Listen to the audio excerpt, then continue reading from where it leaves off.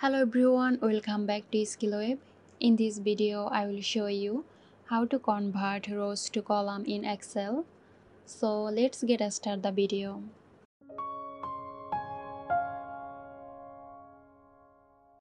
Start by opening your Excel file. Select the data in the rows you want to convert.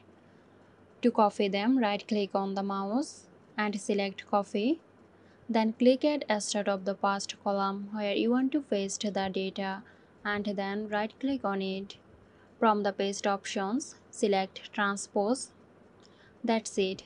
I hope this video helped you out. Stay tuned for more helpful videos here at SkillWeb.